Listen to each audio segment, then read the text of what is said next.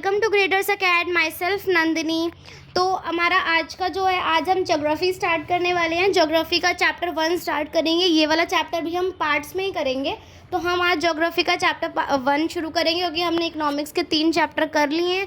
अब आपके पेपर में सिर्फ इकोनॉमिक्स तो नहीं आएगी, आपके पेपर में सारा कुछ मिक्स होकर आएगा। तो अब मैं ज्योग्राफी स्टार्ट कर रही हूँ। ज्योग्राफी के 3 चैप्टर कराऊंगी पहले।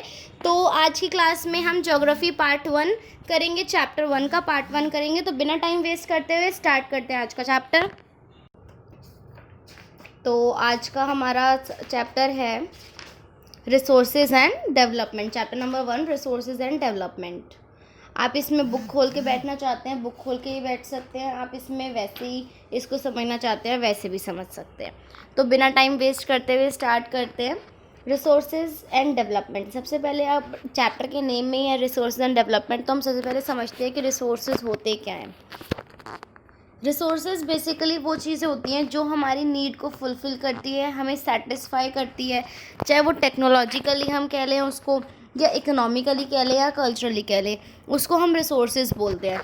तो रिसोर्सेज के डिफ़ाइन देखिए, everything available in our environment which can be used to satisfy our needs provided it is technologically accessible, economically feasible and culturally acceptable can be termed as resources।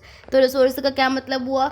वो सारी चीज़ें जो हमें environment से मिलती हैं और वो किस लिए काम आती हैं, हमारे needs को satisfy करने के लिए काम आती हैं, उनको हम resources बोलते हैं। ठीक है। तो नेक्स्ट हमारा सवाल ये होगा कि जो हमारे इन्वायरमेंट से हमें रिसोर्सेज मिलते हैं, क्या वो हमारा फ्री गिफ्ट है नेचर का? नहीं, resources are not free gift of nature as is assumed by many. लोग इसको ये एज्यूम कर लेते हैं तो हमें फ्री गिफ्ट ऑफ नेचर मिला है, इसको जितना मर्जी हम एक्सप्लॉइट कर सकते हैं, जितना मर्जी यूज़ कर सकते हैं, जितना मर्जी हम इसको वेस्ट कर सकते हैं। ये एक ह्यूमन एक्टिविटी का फंक्शन होता है। ह्यूमन खुद भी बहुत एसेंशियल कंपोनेंट होते हैं रिसोर्सेज के, राइट। तो ये जो है रिसोर्सेज, ये फ्री गिफ्ट ऑफ नेचर नहीं होता है। ये फ्री गिफ्ट ऑफ नेचर नहीं है, ये जस्ट नेचर से मिलने वाली हमें चीज़ें हैं। और ह्यूमन बीइंग्स भी जो है, ह्यूमन खुद भी एक रिसोर्सेज के एसेंशियल कंपोनेंट्स होते हैं। ठीक है। वो क्या करते हैं, वो मटेरियल को, जो हमें इन्वायरमेंट से मटेरियल मिला है, उनको रिसोर्सेज में कन्वर्ट करते हैं और फिर उसको यूज़ करते हैं। तो रिसोर्सेज ये सिर्फ फ्री गिफ्ट ऑफ नेचर नहीं होता, ह्यूमन बीइंग्स भी होते हैं। तो हमें ये समझना चाहिए रिसोर्सेज फ्री गिफ्ट नहीं है, और रिसोर्सेज के लिए ह्यूमन बीइंग्स भी उतने ही ज़रूरी हैं जितने ह्यूमन बीइंग्स के लिए रिसोर्सेज नेसेसरी हैं। ठीक है। तो दूसरा हम पढ़ेंगे क्लासिफिकेशन ऑफ रिसोर्सेज। अब क्लासिफिकेशन ऑफ रिसोर्सेज क्या होता है कि हम रिसोर्सेज को कितने कैटेगरीज में डिवाइड करते हैं। हर चीज़ को पढ़ने का एक इजी तरीका कब हमें समझ में आता है, जब हम उस चीज़ की क्लासिफिकेशन कर देते हैं या फिर उसको डिवाइड कर देते हैं। तो इन्होंने इजी तरीके से रिसोर्सेज को पढ़ने के लिए रिसोर्सेज को डिवाइड कर दिया है। तो कैसे डिवाइड करा है देखिए, क्लासिफिकेशन ऑफ रिसोर्सेज में सबसे पहले देखेंगे रिसोर्सेज को इन्होंने 2 पार्ट्स में डिवाइड कर दिया है। एक नेचुरल रिसोर्सेज होते हैं, एक ह्यूमन रिसोर्सेज होते हैं। नेचुरल रिसोर्सेज कौन से होते हैं, जो कि हमें नेचुरली मिलते हैं, और ह्यूमन रिसोर्सेज कौन से होते हैं, जो हमें ह्यूमन से मिलते हैं, जो ह्यूमन मेड रिसोर्सेज है, जो हमें नेचर से नहीं मिले। अब नेचुरल में भी 2 तरीके के होते हैं, renewable and non renewable resources. फिर उसके बाद है रिन्यूएबल के अंदर हमारा आता है कॉन्टिन्यूस एंड बायोलॉजिकल। फिर उसके बाद बायोलॉजिकल के अंदर है natural and wild life. Non renewable के अंदर है रिसाइक्लेबल एंड नॉन रिसाइक्लेबल। इन सब के बारे में हम डिटेल्स में पढ़ेंगे आगे। तो मैं भी आपको इसमें थोड़ा थोड़ा ही समझा देती हूँ। रिन्यूएबल मतलब जो हम दोबारा से उसको यूज़ कर सकते हैं, जो रीयूज़ हो सकता है। और नॉन रिन्यूएबल मतलब जो दोबारा नहीं बनता, जिसको बनने में टाइम लगता है। ठीक है। उसके बाद कॉन्टिन्यूस और बायोलॉजिकल। कॉन्टिन्यूस का मतलब ये होता है कि वो बार बार बन रहा है। बायोलॉजिकल मतलब वो बायोलॉजिकली बनेगा। ठीक है ना। और उसके बाद नॉन रिन्यूएबल में 2 पार्ट्स हैं, recyclable and non recyclable. Recyclable का मतलब है कि जिसको हम रिसाइकल करके दोबारा यूज़ कर सकते हैं, और नॉन रिसाइक्लेबल का मतलब होता है यूज़ एंड थ्रो वाला, हम उसको दोबारा यूज़ नहीं कर सकते। ठीक है। और उसके बाद जो मैंने आपको ये बाकी के जो बचे हुए हैं जो मैंने पढ़ाए हैं, ये किसी काम नहीं आते हैं, इंपॉर्टेंट नहीं है, जस्ट आपको याद रखना है कि क्लासिफिकेशन में होते हैं, ये आपसे पेपर में पूछे नहीं जाते। तो अब मैं आपको बताऊंगी कि पेपर में आपसे कैसे पूछा जाता है क्वेश्चन। तो अब देखिए, टाइप्स ऑफ रिसोर्सेज में आपको आएगा कि एक्सप्लेन टाइप्स ऑफ रिसोर्सेज। तो आपको एक्सप्लेन कैसे करना है, ये तो इन्होंने क्लासिफिकेशन कर दी, पर हम एक तरीके से, किसी और तरीके से क्लासिफिकेशन करते हैं। टाइप्स ऑफ रिसोर्सेज में सबसे पहला आता है on the basis of origin. ठीक है। तो on the basis of origin में क्या आता है, दो आते हैं, biotic resources and abiotic resources. On the basis of origin में क्या आता है, biotic resources and abiotic resources. Biotic resources कौन से होते हैं, जो कि हमें बायोस्फीयर से मिलते हैं और हमारी तरह जिनकी ज़िंदगी होती है, जैसे फिशरीज़ हो गई, ठीक है ना, और हमारे फ्लोरा एंड फौना हो गए। और अबायोटिक रिसोर्सेज कौन से होते हैं, वो रिसोर्सेज जो कि नॉन लिविंग थिंग से कंपोज होते हैं, जैसे कि रॉक्स एंड मेटल्स, ठीक है। रिसोर्सेज तो बायोटिक भी हैं और रिसोर्सेज तो अबायोटिक भी हैं, ठीक है।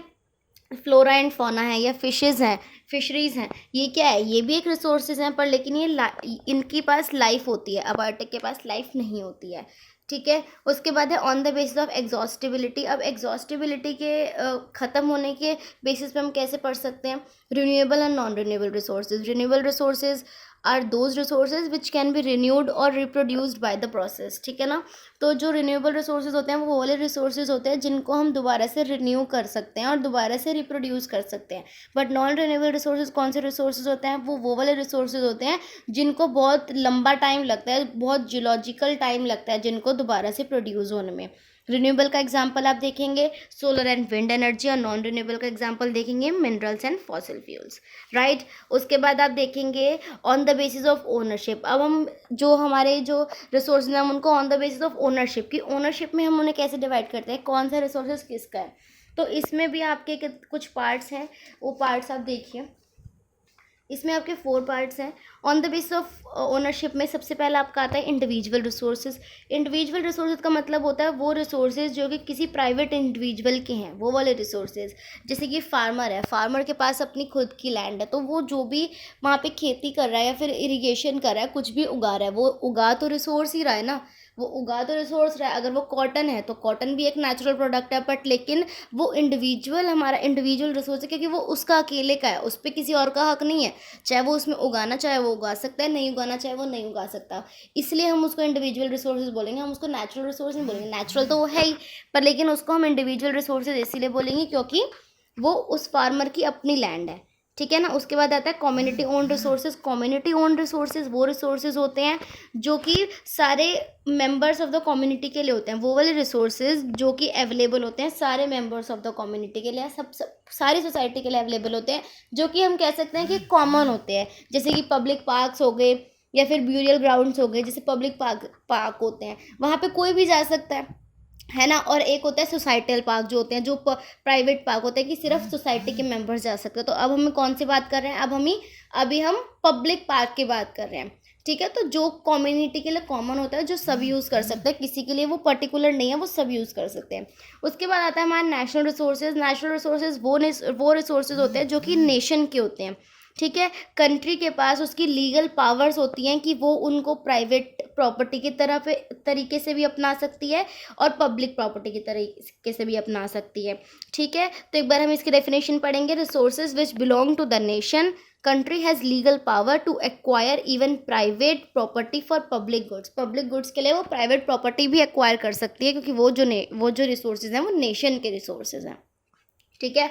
फॉर एग्जाम्पल फॉरेस्ट हो गया, वाइल्ड लाइफ हो गया, ठीक है। Oceanic area up to 12 nautical miles, ठीक है। तो जैसे इसमें है ना ओशियनिक एरिया 12 नॉटिकल माइल्स, तो ये आता है नेशनल में। और अब हम इसका 4th पार्ट पढ़ेंगे इंटरनेशनल रिसोर्सेज। उसमें आएगा oceanic resources beyond 200 nautical miles, ठीक है। इंटरनेशनल में कौन सा कवर होता है 200 माइल्स के अंदर, और नेशनल में कौन सा कवर होता है 12 नॉटिकल माइल्स के अंदर, ठीक है। इंटरनेशनल रिसोर्सेज कौन से होते हैं, ये वो वाले रिसोर्सेज होते हैं जिनको कौन रेगुलेट करता है, इंटरनेशनल इंस्टीट्यूशंस रेगुलेट करते हैं, ठीक है ना। There are international institutions which regulate some resources, ठीक है। उसके बाद हमारा आता है 4th है हमारा on the basis of status of development. अब स्टेटस ऑफ डेवलपमेंट के बेसिस पे हम कैसे उनको डिवाइड कर सकते हैं, potential resources, developed resources, stock and reserves.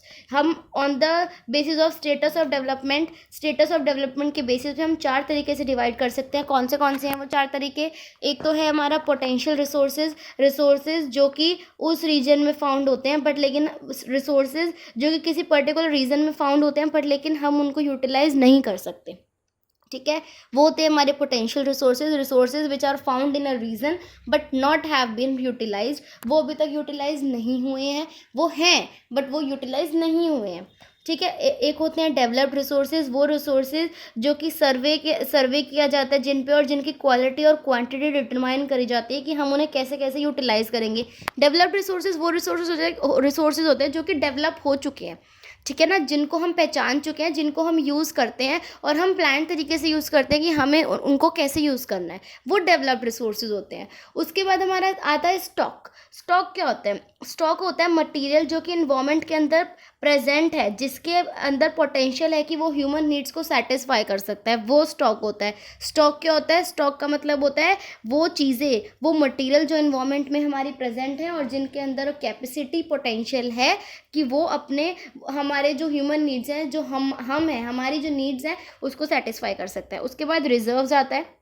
Reserve क्या होता है? रिज़र्व हमारा एक सबसेट होता है स्टॉक का, ठीक है, जो कि हम यूज़ में ला सकते हैं टेक्निकल चीज़ें यूज़ करके या टेक्निकल नॉलेज यूज़ करके हम उसको यूज़ में ला सकते हैं, ठीक है, पर लेकिन उनका यूज़ अभी तक स्टार्ट नहीं हुआ है।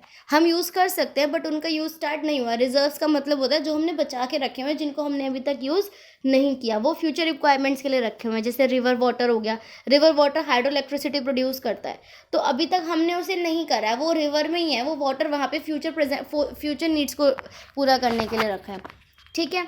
तो यहाँ तक का आपको समझ में आया? तो अभी इस लेक्चर में हम इतना ही करते हैं। आप ये वाले सारे अच्छे से पढ़ के आइएगा कि क्लासिफिकेशंस कैसी है। मैं बहुत ज़्यादा करा दूंगी तो बहुत ज़्यादा मेसी हो जाएगा वो। तो अभी आपने ज्योग्राफी स्टार्ट ही करी है हमने, तो आज हम इतना ही कर रहे हैं। आपने जो जो टॉपिक्स पढ़े हैं आज, आप उनको अच्छे से करके आइएगा और अच्छे से उसको समझ के आइएगा। अगर आपको कुछ भी समझ नहीं आता है, आप कमेंट सेक्शन में जाके मुझसे कोई भी डाउट पूछ सकते हैं। आपको इसके और नोट्स चाहिए, आप मुझसे और नोट्स भी मांग सकते हैं। किसी भी बुक में से आप पढ़ के आइएगा इसमें से और मुझसे पूछ लीजिएगा, ठीक है, कोई भी डाउट हो तो अभी, और आपको कुछ भी थोड़ा बहुत अभी समझ में आया हो, आपको अच्छा लगा हो, तो प्लीज़ इसको लाइक शेयर कमेंट ज़रूर करिएगा और बेल आइकन को प्रेस कर दीजिएगा, जिससे कि आपको टाइम अपडेट मिलती रहेगी। इसका नेक्स्ट पार्ट आपको कल मिल जाएगा। तो okay guys, bye bye, take care. कल की क्लास में मिलते हैं।